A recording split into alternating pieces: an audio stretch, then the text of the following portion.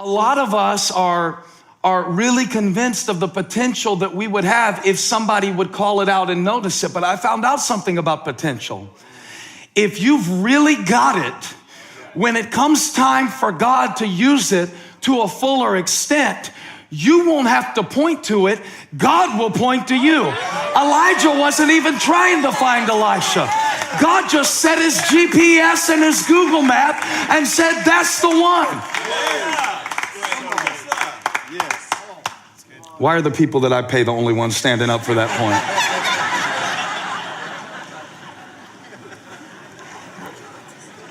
It's the kind of stuff I want to say to you so your pastor doesn't have to. If you will do a good enough job plowing, okay? If you will plow faithfully, God will promote. If you will plow, God will promote. If you will plow, God will promote. I gotta believe that's one of the reasons why Jesus picked Peter, because he was washing his nets. And nothing good had happened all night, but he was getting ready to do it again. That's the kind of person God can use. You know what? They didn't thank me. They didn't even have my microphone on, but I'm going to be the best background vocalist. I'm going to stand here and lead somebody into the presence of God, even with dead batteries. It's a spirit. Excellence is not a stage of development. It is a spirit. It's not what you'll do when. And your plows are rusty and you want a promotion?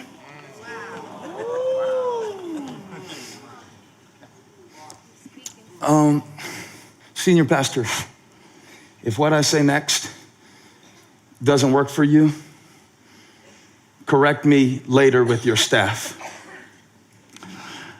But if you are using where you are as a platform to somewhere else and you are not fully committed to the process of that ministry, the best thing you could do after this session is submit your resignation to your pastor, because he needs somebody, she needs somebody who knows how to plow.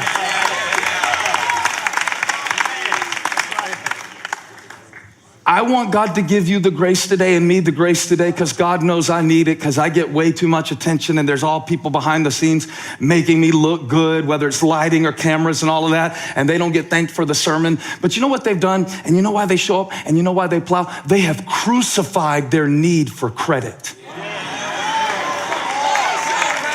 Maybe that's the best thing that could happen to you at Inside Elevation, that your need for credit would climb up on the cross so that your calling can live from this day forward. And pros do not confuse credit with contribution.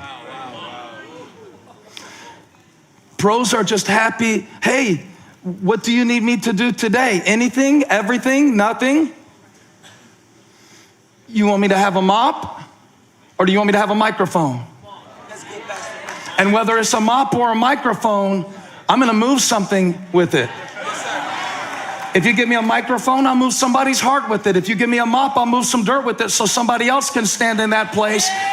I'm not concerned about the position. I don't care. Yeah, but they didn't even know that I was the one, that it was me. They said it was Tim, and Tim's always late, and they only see Tim because he posts about it on Instagram.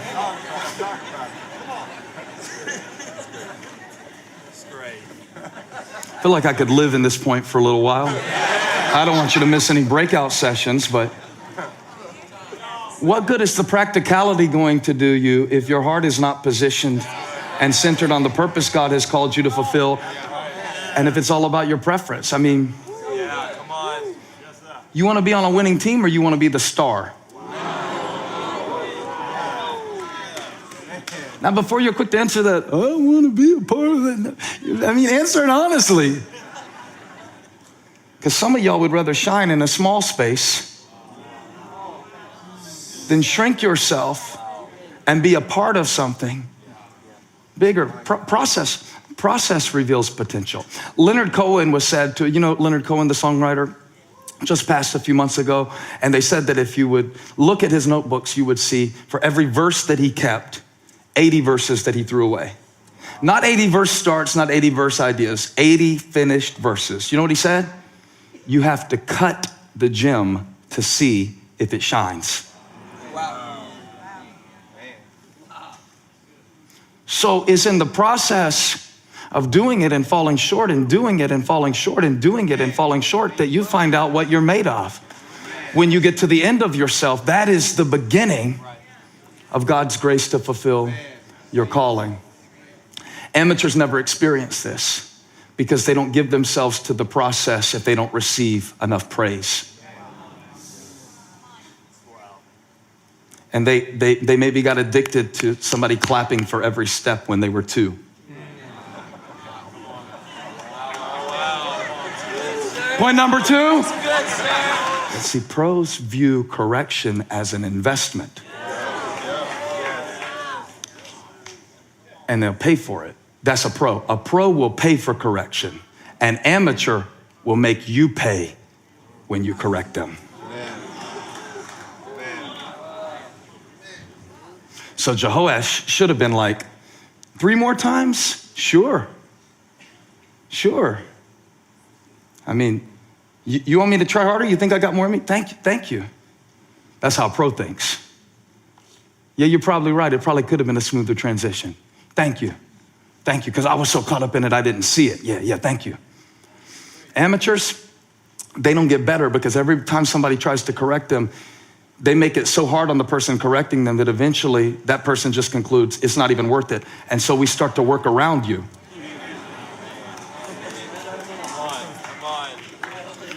Pros pay for correction. Amateurs punish those who are trying to invest correction into them. So I teach my staff, I don't know if they believe me. Don't worry when I correct you. Be very afraid when I stop. Because if I stop putting money in the bank of your development, that means I think your branch is about to shut down.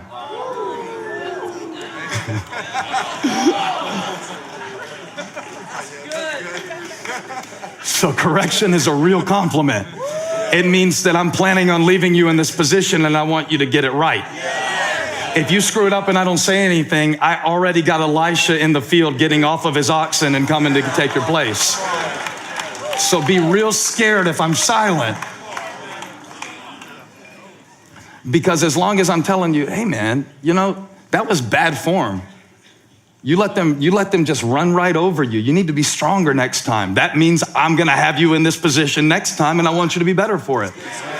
But if you're an amateur, you be too touchy.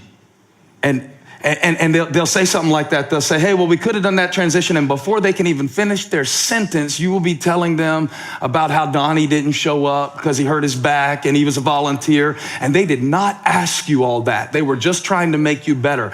And maybe what you should have done instead of telling them about Donnie and his bad back is maybe you should have saw them. I'm just giving you some advice. If you really want God to use you and if you really want to get to a place where you are not dependent on compliments. See, compliments are cheap. Compliments are a dime a dozen. I could walk up to you right now and say something so full of crap about how great you are, it wouldn't mean anything. But the people who take the time with you to say, you know, I know that you are better than that. I watched you on stage. You didn't think it through. You were not clear. If you would have said this, if you would have done that, you could have moved it further. See, that's an investment. That means you see something in me. That means you're planning to use me as a rock and you will build your church on me. Jesus was hard on Peter because he had a plan for Peter, because he saw something in Peter.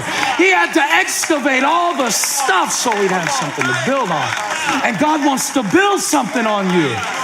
But if you're real shaky and you can't take it if they look past you, or you can't take it if they didn't ask you, if you can't take it when they pull you aside, you won't get a chance to be the best campus pastor at Elevation Church.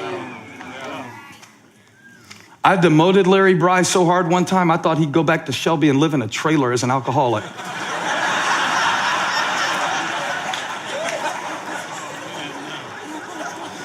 You know what he did? He got better. He got better. Feel the spirit of Buzz Williams coming on me. Get better. Touch somebody, say, get better. Get better. Get better. Get better. Get better. Get down to the bottom of what's making you do all this and appreciate the people who think enough of you. If Fed needs a coach, if the greatest of all time would pay to have somebody watch it and tell them, what a gift when somebody says that wasn't your best. What a gift. What a gift. I know the compliment feels better, but I want to get free from my need for it. It's really nice when someone tells you that they like your sermon. It's really nice. Take it. Smell it. Enjoy. I screenshot certain texts that people send me. If they tell me they really like this song or they really like this sermon or whatever, I screenshot it, I saved it. I got it in a file called Nursing Home. In case nobody ever comes to see me, I can just scroll through that stuff. Just planning ahead. Bros plan ahead.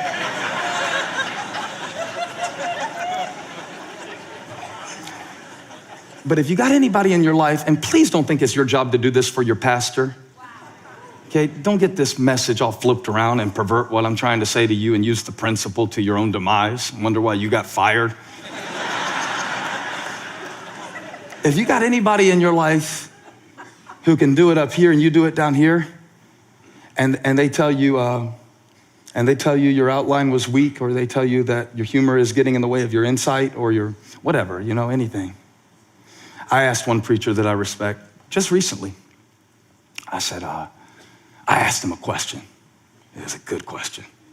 I worked for like a month thinking of the question I wanted to ask. Because there's one preacher that I really respect who preaches better than anybody that I know. And I've been thinking about this question because I want it to be developed. You know what he said about my question? He said, your question misses the point. Well, that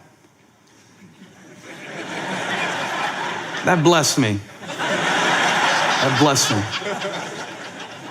And I sent back a text. It was we would say pissy if it was Tuesday and you weren't here, but it was kind of aggravated text.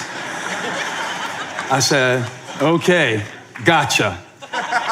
You know how you do when you don't like what they said and you need to respond and you can't leave the bubbles there forever, so you just send something. One of these. I thought about it. I said, he did me the greatest favor. He corrected my question. See, because sometimes I have staff that want to ask me, how do I get to write more songs and this and that? How do you write a good one? That's a better question. How do I get more opportunities? A lot of your questions are revolving around your desire for more opportunity. A real blessing is when somebody checks your motive and gets you to a better question. A lot of times Jesus would not give people answers. That's one of the reasons that they got sick of him, because he was obsessed with correcting their questions. They were not even asking the right thing. Which is why God doesn't really care why you came this week. What you think you need to learn while you're here. He doesn't care. He will bypass what you came asking to answer what you need to know.